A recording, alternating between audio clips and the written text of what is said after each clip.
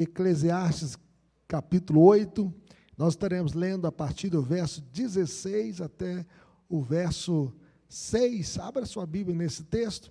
Convido os irmãos a se colocarem em pé mais uma vez. Vamos ler esse texto juntos. Você que está aqui na nave do templo, na galeria, você que está em casa também, vamos ler essa passagem para a nossa edificação. Diz assim: aplicando-me a conhecer a sabedoria e a ver o trabalho que há sobre a terra, pois nem de dia nem de noite vê o homem sono nos seus olhos. Então contemplei toda a obra de Deus e vi que o homem não pode compreender a obra que se faz debaixo do sol. Por mais que trabalhe o homem para descobrir, não entenderá. E ainda que diga o sábio que a virá a conhecer, nem por isso a poderá achar. Deveras me apliquei a todas essas coisas para claramente entender tudo isto, que os justos e os sábios e os seus feitos estão nas mãos de Deus. Se é amor ou se é ódio que está à sua espera, não sabe o homem. Tudo lhe está oculto no futuro, tudo sucede igualmente a todos. O mesmo sucede ao justo e ao perverso, ao bom, ao puro e ao impuro, tanto ao que sacrifica como ao que não sacrifica, o bom como ao pecador, ao que jura como ao que teme o juramento. Este é o mal que há em tudo quanto se faz debaixo do sol. A todos sucede o mesmo. Também o coração dos homens está cheio de maldade, nele há desvarios enquanto vivem, depois rumo aos mortos. Para aquele que está entre os vivos há esperança, porque mais vale um cão vivo do que um leão morto, porque os vivos sabem que hão de morrer, mas os mortos não sabem coisa nenhuma, nem tampouco terão eles recompensa, porque a sua memória jaz no esquecimento. Verso 6, todos juntos? Amor, ódio e inveja para eles já pereceram, para sempre não tem eles parte em coisa alguma do que se faz debaixo do sol. Que Deus nos abençoe. Vamos falar com o Senhor? Peça ao Senhor, Deus, fale comigo, eu quero aprender da Tua Palavra, eu quero amar a Tua Palavra, eu quero sair daqui cheio da Tua Palavra. Pai bendito, estamos aqui, ó Deus, para ouvir a Tua voz, estamos aqui, ó Deus, para guardar a Tua Palavra, Deus, no nosso coração, e que o Senhor esteja, Deus, abençoando a nossa vida, Deus, abençoando o Teu povo, abençoando cada família que aqui veio, abençoando aqueles que estão ouvindo na live, ó Deus, e aqueles que ouvirão em outra oportunidade. Toque em cada coração, Senhor, e que o Senhor esteja, ó Deus, trazendo santificação, libertação, salvação, esperança além desta vida, Senhor. É o que nós te pedimos, no nome de Jesus, para a glória de Jesus. Amém. Poder sentar. Esperança em um mundo marcado pela morte.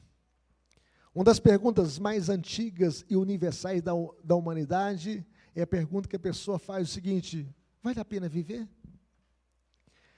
Quando observamos a injustiça, a maldade, a dor, a violência, e sobretudo a certeza da morte, essa pergunta se torna ainda mais angustiante. Vale a pena viver? O livro de Eclesiastes, ele não foge dessas questões, pelo contrário, ele as encara de frente. O pregador, rei em Jerusalém, filho de Davi, dedica a sua vida a investigar o sentido da vida. Qual o sentido da vida? A vida faz sentido? E a sua busca, porém, não resulta em respostas simples, fáceis ou prontas para serem colocadas em um cartaz motivacional. Ao contrário, quanto mais ele observa, mais percebe os limites do entendimento humano. Como nós somos limitados, nós não conseguimos enxergar o todo da vida. Em Eclesiastes capítulo 8, que nós acabamos de lê-lo, do versículo 16 até o capítulo 9, verso 6, o pregador nos conduz a um dos pontos mais tensos da sua reflexão. Primeiro, Ele fala da incapacidade humana de compreender plenamente os caminhos de Deus, os pensamentos de Deus. A certeza de que todos estão nas mãos divinas, todos, meus irmãos, todos. E quando eu falo todos, são todos os seres humanos, sejam ímpios ou justos, sejam reis ou pessoas simples da sociedade, sejam qualquer coisa nesta vida, tudo está nas mãos de Deus. E a realidade é que o mesmo destino terreno, aqui debaixo do sol, alcança justos e ímpios. E a dura constatação de que, apesar de tudo, é melhor estar vivo do que morto. E este texto nos ensina a viver, então, com lucidez, com humildade, com sensatez, com esperança. Uma esperança que, à luz do Evangelho, encontra a sua resposta final na pessoa de Jesus. Porque quando a gente olha abaixo do sol, nós não temos esperança. Mas nós devemos olhar acima do sol, para aquele que é o sol da justiça, que é Cristo Jesus, o nosso Senhor. E a grande ideia desta passagem, meus irmãos, é que há esperança enquanto vivemos, mesmo sem entender tudo, porque a nossa vida está nas mãos de Deus. Vamos dizer isso comigo? Há esperança enquanto vivemos, apesar de não sabermos tudo, porque a nossa vida está nas mãos de quem? Está nas mãos de Deus. Embora não possamos compreender plenamente os caminhos de Deus, nem evitar a morte, enquanto estamos vivos, há esperança. Uma esperança que só encontra plenitude na ressurreição em Cristo. E ao refletir sobre os limites do conhecimento humano, a sabedoria divina e a realidade inevitável da morte, o pregador nos conduz por 3 verdades fundamentais que moldam a nossa maneira de viver. Como é que nós devemos viver a vida? E aqui nós podemos ver, em primeiro lugar, a frustração de não compreender os caminhos de Deus. Veja o que diz o verso 16 e 17. Abra sua Bíblia nesses 2 versículos. Vamos ler comigo? Aplicando-me a conhecer e ver o trabalho que há sobre a terra, pois nem de dia nem de noite vê o homem sono nos seus olhos. Então contemplei toda a obra de Deus e vi que o homem não pode compreender a obra que se faz debaixo do sol. Por mais que trabalhe o homem para descobrir, não entenderá, e ainda que diga o sábio que virá a conhecer, nem por isso a poderá achar. Então nós não conhecemos os segredos de Deus, os planos de Deus. Nós não conhecemos, meus irmãos, o que pode acontecer amanhã. Quem sabe o que vai acontecer amanhã? Você sabe, Noeli? Exatamente o que vai acontecer? Daqui a 10 anos, Felipe, você sabe o que vai acontecer com você? Onde você estará? Nenhum de nós sabe, meus irmãos. E então o pregador, ele descreve a sua busca incansável pela sabedoria. Ele observa, ele analisa, ele investiga, e ele investiga de dia e de noite, sem descanso. Ele é um grande filósofo. O que é o filósofo? O filósofo é o amigo do saber, né? E a sabedoria é o e a filosofia é sabedoria. E aqui nós podemos ver que ele está investigando a vida, que ele está analisando a vida, que ele está observando a vida. Contudo, ele chega a uma conclusão desconcertante. O ser humano não consegue plenamente compreender a obra de Deus. E ele fala assim no verso 17: vi que o homem não pode compreender a obra que se faz debaixo do sol. Mesmo o sábio, mesmo aquele que se dedica intensamente ao conhecimento, ele esbarra em limites intransponíveis. E ele chega, não posso compreender tudo. A sabedoria divina, meus irmãos, ultrapassa então a capacidade da razão humana. A razão humana não explica tudo. Por exemplo, a ciência, por mais evoluída que seja, não resolveu o problema hoje do câncer. Por que as pessoas morrem até hoje de câncer? A gente não tem essa resposta. Por que existem ainda doenças incuráveis? Apesar da tecnologia, apesar do saber, apesar das pesquisas. Francis Bacon, ele advertiu com sabedoria, dizendo: não devemos submeter os mistérios de Deus à nossa razão. E o apóstolo Paulo ecoa esta verdade, meus irmãos, ao exclamar, dizendo: ó profundidade da riqueza, tanto da sabedoria como do conhecimento de Deus. Quem, pois, conheceu a mente do Senhor? Quem foi o seu conselheiro? Será que nós podemos aconselhar a Deus o que Ele deve fazer? Deus sabe muito mais do que qualquer um de nós.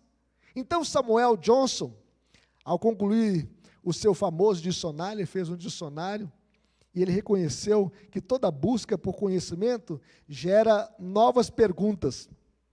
Já notou, por exemplo, você vai pesquisar no dicionário uma palavra, e aí você quer compreender aquele texto, então você busca no dicionário. E sempre quando você busca uma palavra, você encontra outro significado, uma outra busca. Você está sempre buscando. E então, no prefácio do seu livro, ele escreveu o seguinte: vi que uma pesquisa apenas gerava outra. Não é assim?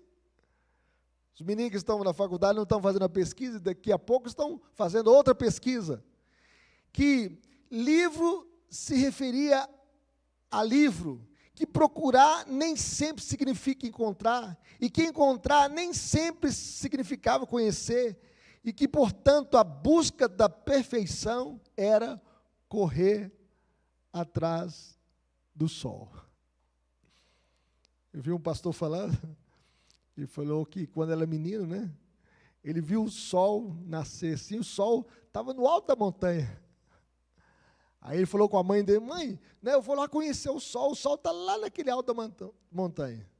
Aí dizer que foi com o menino bem correndo no alto da montanha, numa região que ele chegou.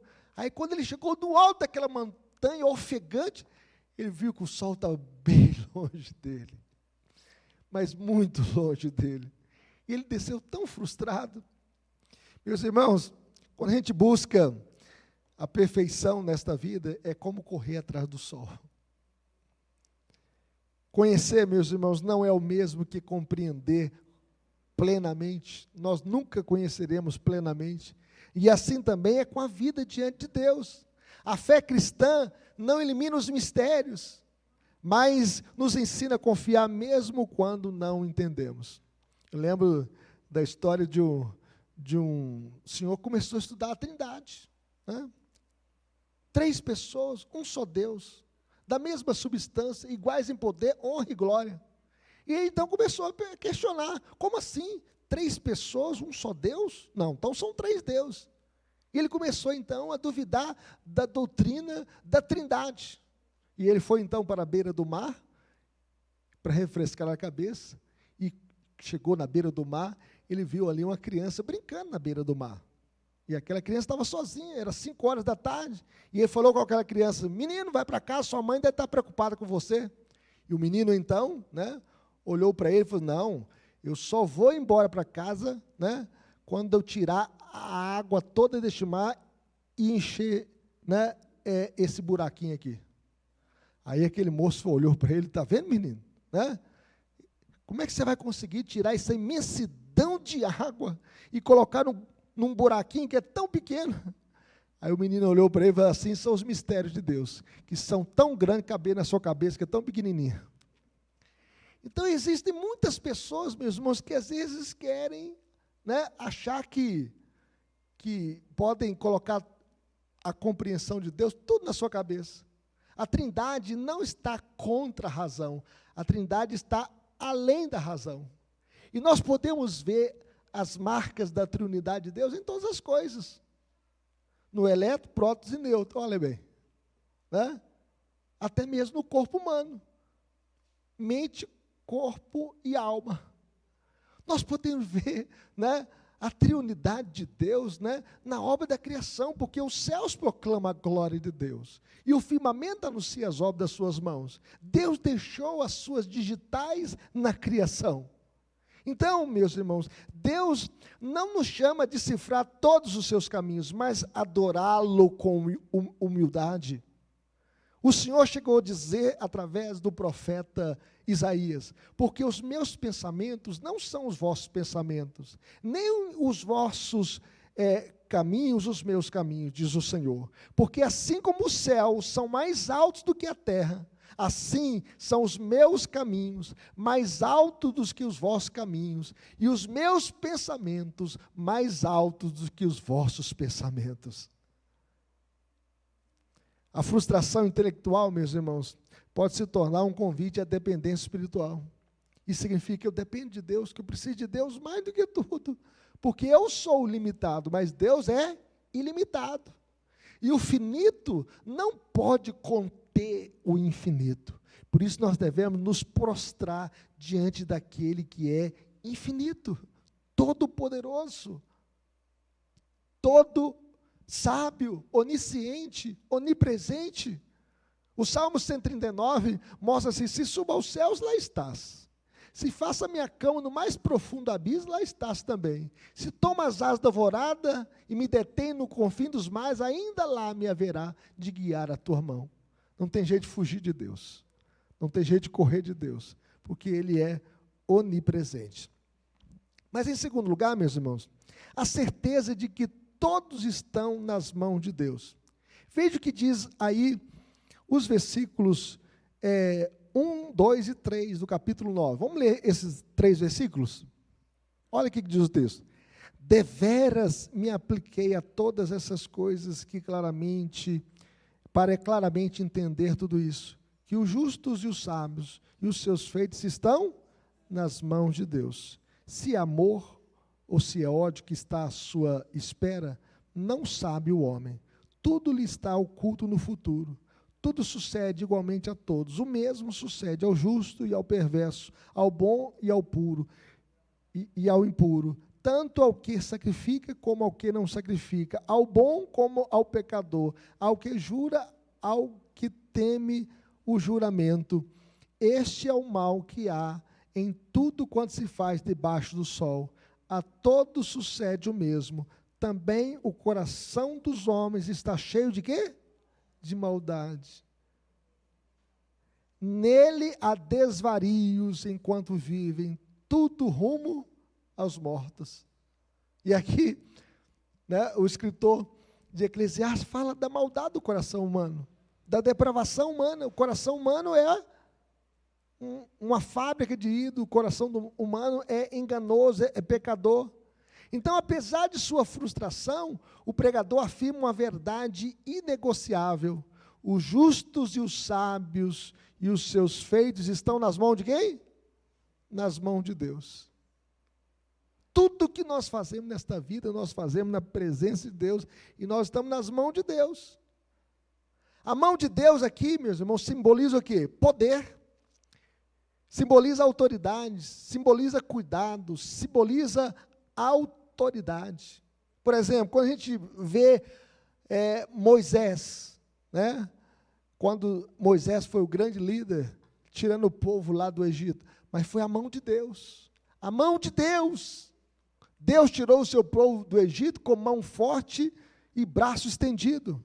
Então a mão de Deus aqui simboliza o seu poder, e nada escapa ao seu controle. Contudo, surge uma tensão. Não conseguimos discernir pelas circunstâncias se Deus nos ama ou nos rejeita. O pregador observa que o mesmo destino terreno alcança a todos, justos e ímpios, piedosos e rebeldes. Então, todo mundo morre, meus irmãos. Todo mundo morre. Os bons, os maus, os corruptos, os puros, os impacientes, os longânimos, os jovens, os velhos, os seguidores de Cristo e os perseguidores de Cristo. Todos morrem. Então, a prosperidade ou o sofrimento não são indicadores seguros do favor eterno de Deus. Por exemplo, eu pergunto a vocês: Deus amava Jó? Amava? Amava ou não amava? Quando Deus olhou do céu à terra, Ele falou assim: não há um homem justo como Jó. Mas por que Deus permitiu que os 10 filhos dele morressem de uma vez só? Se Jó fosse olhar para a circunstância, ele ia olhar assim: Deus não me ama. Por que ele perdeu tudo? De um tapa só, perdeu toda a sua riqueza, num dia só. Mas ele se prostrou diante de Deus e falou assim: nu eu saí do ventre da minha mãe, e nu eu voltarei. O Senhor me deu, o Senhor tomou. Bendito seja o nome do Senhor. Deus amava Jó? Amava Jó, apesar dos infortúnios que ele passou. Eu pergunto a vocês, Deus amava José? Amava? José foi vendido como escravo com quantos anos de idade? 17 anos. E ele foi lançado na cisterna? Foi? Ele foi depois vendido como escravo? Foi morar na casa de Potifar? Foi perseguido pela mulher de Potifar para que ele pudesse deitar com ele, e ele não deitou, não adulterou, não pecou, e por causa disso foi para a prisão e ficou quantos anos preso? 2 anos preso. Deus amava José? Se a gente fosse olhar para as circunstâncias, Deus não amava José. Tinha que fazer uma sessão de descarrego, né? Expulsar a maldição sobre ele. Mas a Bíblia diz que Deus estava usando toda aquela circunstância para que José se tornasse o quê? O governador de toda a terra do Egito. A Bíblia diz que todas as coisas cooperam para o bem daqueles que amam a Deus, daqueles que são chamados segundo o seu propósito. Por isso, meus irmãos, Derek Kidder observa que Eclesiastes nos ensina a viver sem confundir sucesso terreno com a aprovação divina. Tem muitas pessoas que têm sucesso terreno, têm muito dinheiro, mas não são aprovadas por Deus. Não tem aprovação de Deus. Não tem a salvação de Deus. Estão de costas para Deus. Então Jesus confirma essa verdade ao dizer que Deus faz chover sobre justos e injustos. Por exemplo, um terremoto não escolhe vítimas pela piedade.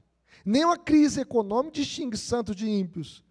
Não devemos medir o amor de Deus, meus irmãos, pelas circunstâncias da vida. Deus amava José. Deus amava Jó. A fé madura aprende a descansar na soberania divina, mesmo quando o mundo parece injusto. Nós devemos descansar na providência divina. Todos estão nas mãos de Deus. Todos nós. Então, a questão decisiva é como estaremos diante dele. E a pergunta é o seguinte: se a mão de Deus é por nós ou contra nós? Eu pergunto a você, a mão de Deus é por você ou contra você?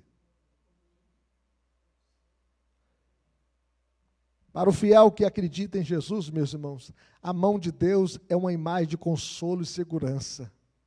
Sabemos que a mão de Deus é a mão do amor.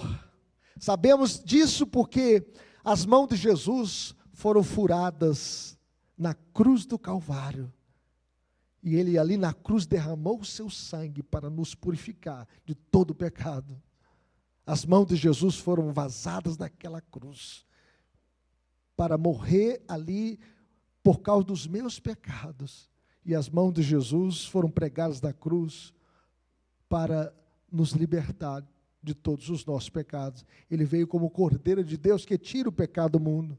E isso nos dá esperança e a fé de entregar tudo nas mãos de Deus, de entregar os nossos fardos, as nossas tristezas, os nossos medos, todas as nossas privações, todas as nossas preocupações. Entregue tudo na mão de Deus. E a Bíblia diz: entrega o teu caminho ao Senhor, confia nele e o mais ele fará. Para o fiel em Cristo, a mão de Deus nunca é contra nós, mas sempre por nós. Eu gostaria que você abrisse a sua Bíblia aí comigo, em João capítulo 10. Abra a sua Bíblia nesse texto. Veja como a mão de Deus é que segura a nossa vida. Você não pode ser crente se Jesus não segurar na sua mão. Se Jesus não segurar na nossa mão, meus irmãos, Satanás não destrói. Destrói o seu lar, a nossa casa. É Jesus que segura na nossa mão. Tem um hino que fala assim: segura na mão de Deus e vai, né? Não, é Jesus que segura na sua mão. E você só vai para frente porque Jesus segura na sua mão. O dia que Jesus deixar de segurar na nossa mão, meus irmãos, nós desviamos. Ele que segura na nossa mão. Veja o que diz aí o texto. João capítulo 10, versos 27 e 28. Vamos ler? As minhas ovelhas ouvem a minha voz, eu as conheço e elas me seguem. Eu lhes dou a vida eterna, jamais perecerão e ninguém as arrebatará da minha mão. Estenda a sua mão aí direita para frente assim, ó, e fala assim, olha, aí você olha assim para a sua mão agora, e aí você se vê na mão de Jesus, feche a sua mão agora, e fala assim, olha, eu estou na mão de Jesus, e da mão de Jesus, ninguém pode me tirar, louvado seja Deus. É isso que faz diferença, é a mão de Deus, meu irmão. Então a mão de Deus está contra você ou a seu favor? A mão de Jesus está a nosso favor, sabe por quê? Porque Ele derramou o seu sangue na cruz, por nós pecadores, e as suas mãos foram pregadas naquela cruz, por você, por você. Mas vejam bem, meus irmãos, no entanto, para os infiéis, a Bíblia diz o seguinte, horrível coisa é cair na mão dos Deus vivo. Ah, é triste. Se a mão de Deus for contra você, a ira de Deus está sobre a sua vida. Então, horrível coisa é cair nas mãos do Deus vivo. Porque Deus, meus irmãos, Ele está no céu com todo o seu amor, mas Ele está no inferno também com toda a sua justiça. E é por isso que eu quero cair nas mãos de Jesus, nas mãos que me dá segurança, nas mãos que foram pregadas naquela cruz para me lavar de todos os meus pecados. Eu quero estar nas mãos de Jesus. Mas aquele que é infiel, cair nas mãos do Deus vivo, horrível coisa, quando a ira dele se levanta contra o infiel. Mas em último lugar, meus irmãos, a esperança que existe enquanto vivos. Veja o que diz o verso 4 até o verso 6. Vamos ler?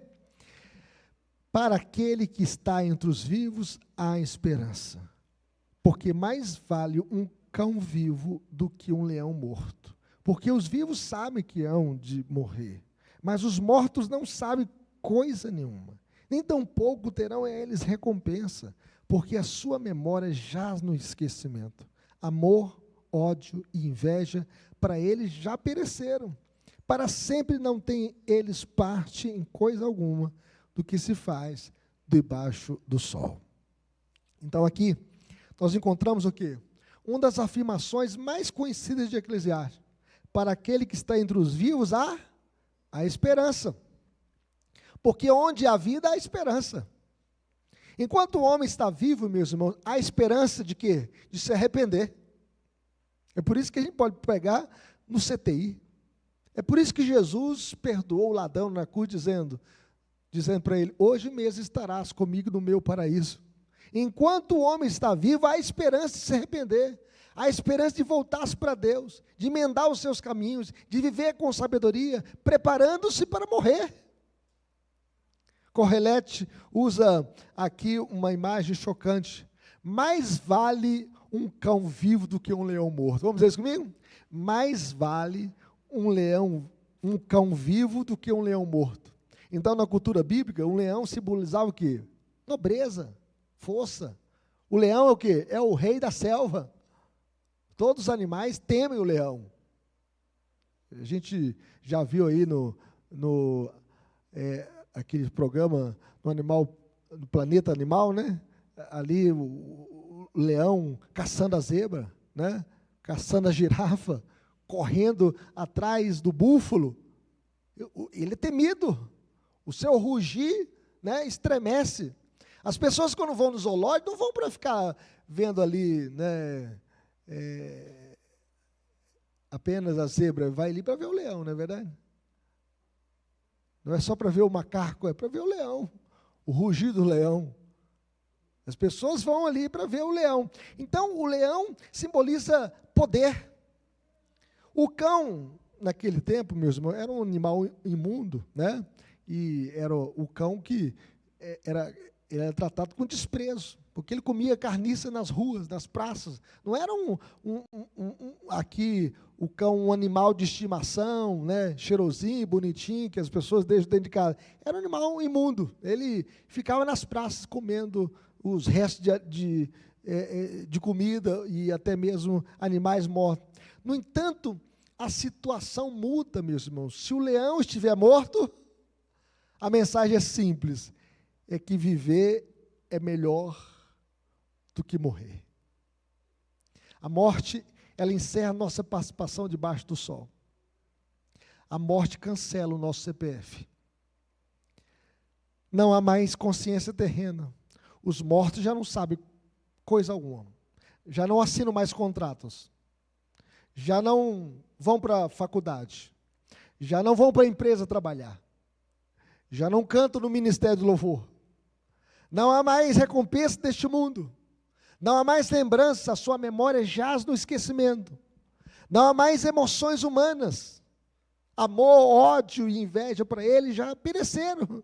Para eles não tem, para sempre não tem eles parte alguma do que se faz debaixo do sol. Já não tem mais convívio familiar. Por mais que a gente ame o nosso ente querido, chega no momento de fechar a urna, a gente leva para o cemitério. Ninguém deixa um caixão dentro de casa ali, apodrecendo. A gente enterra, né? E às vezes 7 palmos abaixo da terra. E aqui nós podemos perceber que o pregador, ele não nega uma vida após a morte. Ele está relatando a vida debaixo do sol.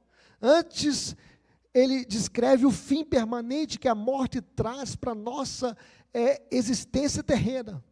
E outra coisa, quem morre não volta mais aqui. Quem morre não volta mais na sua casa para puxar o seu sapato, tá bom? Tem gente que fala, se eu morrer eu vou voltar para puxar o seu sapato. Se voltar é Satanás, você pode repreender que é o capeta que está manifestando lá para te perturbar. Não, nenhum espírito volta aqui mais. Então, um adesivo resume bem a lógica humana, meus irmãos. Né? Coma bem, faça exercício e morra mesmo assim. Um dia, todos nós iremos. A morte é o grande nivelador. E por essa razão, há decisões que você tem que tomar hoje. E não dá para esperar a morte.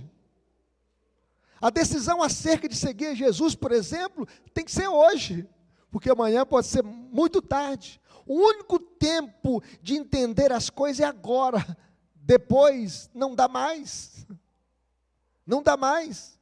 Enquanto vivemos, meus irmãos, ainda há oportunidade. De quê? De arrependimento, de fé e de esperança.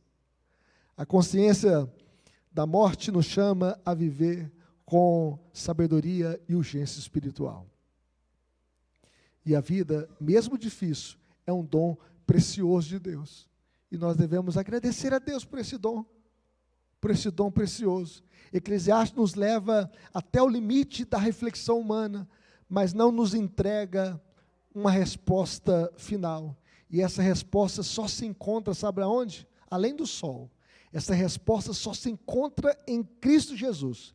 Jesus é aquele que entrou na morte, ele morreu a pior morte, a morte de cruz pelos nossos pecados, e saiu vitorioso, como? Pela ressurreição. Jesus venceu a morte, e a vitória de Cristo é a nossa vitória. A ressurreição de Jesus é a garantia da nossa ressurreição, e nele, a morte não é esquecimento, mas uma passagem para a glória. Em Cristo, meus irmãos, sabemos que a mão de Deus é por nós, e não contra nós. A mão de Deus é por nós, é por causa de Jesus. E a esperança que o pregador apenas vislumbra, ela encontra a sua plenitude na pessoa de Jesus, naquele que venceu a morte. E Jesus chega a dizer o seguinte: eu sou a ressurreição e a vida, e quem crê em mim, ainda que morra, viverá. E todo aquele que vive e crê em mim, não morrerá eternamente. Crês isto? Crês isto? Concluindo, meus irmãos, o pregador nos ensina a viver como filósofos honestos, encarando a realidade da morte, os limites da razão e a soberania divina. Contudo, o Evangelho nos convida a morrer e viver como cristãos. E a pergunta final não é apenas, vale a pena viver? Mas, estamos preparados para morrer? Você está preparado para morrer? Se hoje for o seu dia, você está preparado para encontrar com Deus? Porque o problema não é morrer, o problema é não estar preparado para morrer, preparado para encontrar com Deus. Somente em Cristo a vida tem sentido, meus irmãos, duradouro, e a morte perde o seu poder final. Por isso Jesus chega a dizer, em verdade vos digo, quem ouve a minha palavra e crê naquele que me enviou, tem a vida eterna, não entra em juízo, mas passou da morte para a vida. Então, para o cristão, a morte é apenas uma passagem desta vida para outra vida. É por isso que Paulo disse que para mim o morrer é lucro e o viver é Cristo. E por isso Paulo chega a dizer que, tendo o desejo de partir, está com Cristo, que é incomparavelmente melhor. E bem-aventurados os mortos, que desde agora morrem no Senhor. Aplicações para a nossa vida, meus irmãos. Em primeiro lugar, primeira aplicação, como viveremos? Viveremos com humildade, confiante diante dos mistérios de Deus. Os pensamentos de Deus não são os nossos pensamentos, o caminho de Deus não são os nossos caminhos, estão muito mais altos do que os nossos. Reconheceremos os limites do nosso entendimento sem cair no desespero ou na incredulidade. Não exigiremos explicações completas de Deus para obedecê-lo. Sabe por quê? As coisas encobertas pertencem ao nosso Deus, e as reveladas pertencem a nós e aos nossos filhos. Então, quando nós não entendemos o porquê, descansaremos no quem? No Deus que é soberano, num Deus que é eterno, num Deus que é sábio, num Deus que é bom, num Deus que cuida de nós. Como viveremos, meus irmãos? Em segundo lugar, viveremos descansando nas mãos de Deus e não nas circunstâncias. Nós não devemos olhar para as circunstâncias, nós devemos olhar para a mão de Deus que dirige a nossa história.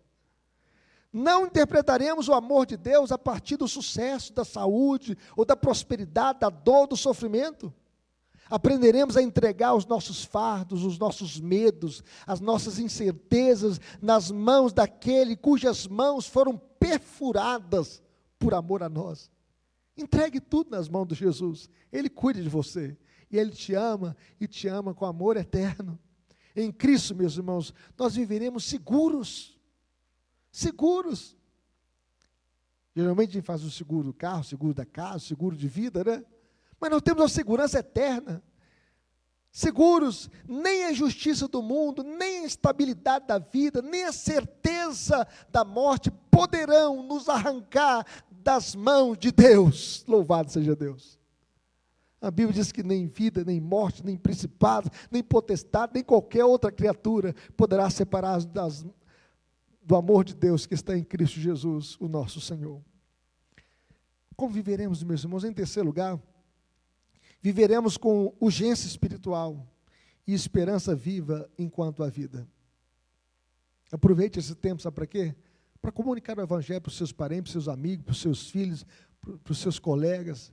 Aproveite esse tempo. Valorizaremos cada dia como um dom precioso de Deus, celebrando a vida, agradecendo a Deus, e cada oportunidade, meus irmãos, de arrependimento, de fé, de serviço, de testemunho.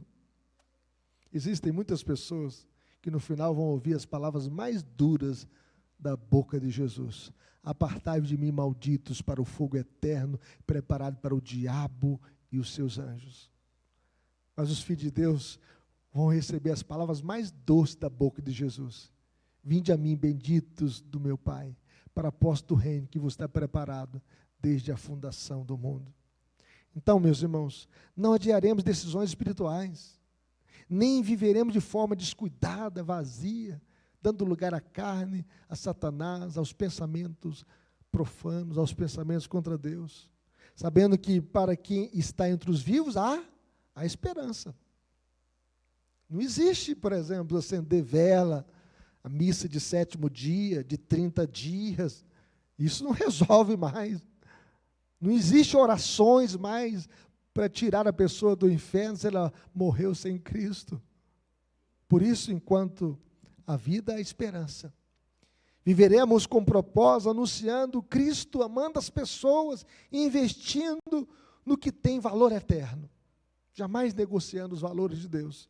E quando a morte vier, estaremos preparados, pois a nossa esperança não termina debaixo do sol, mas está acima do sol. A nossa esperança está no sol da justiça, naquele que venceu a morte através da sua ressurreição. O túmulo está vazio, louvado seja Deus. Ele é a nossa esperança. Amém? Vamos colocar em pé, meus irmãos, vamos falar com Deus.